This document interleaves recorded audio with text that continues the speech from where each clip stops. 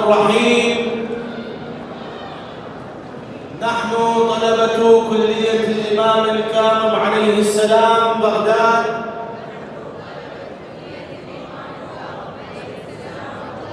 قسم اللغة العربية، نلزم أنفسنا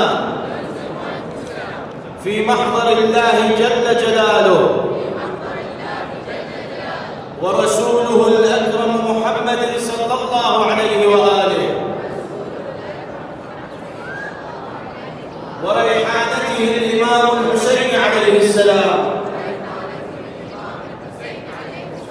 وأساتذتنا وشعب العراق الكريم والعالم أجمع بأن نكون أوفياء للإنسانية والدين والوطن، وأن نقدم خالص جهودنا العلمية في البناء والتقدم والرقي لبلدنا، وأن نبذل قصارى جهدنا وبالغ سعينا في تحقيق ذلك، مراعين فيه القيم والمبادئ الحقة التي ضحى من أجلها الأنبياء والمرسلون والأئمة الطاهرون، لا سيما مولانا الإمام الحسين عليه السلام.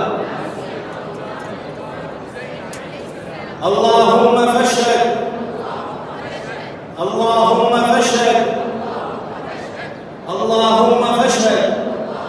أنا لا شيء صرت خادم يسموني،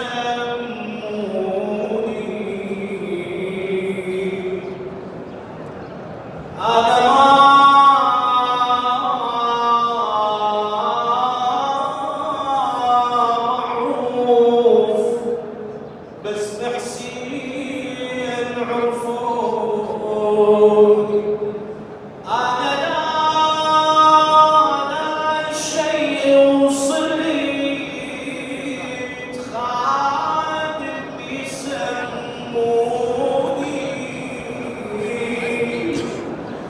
أنا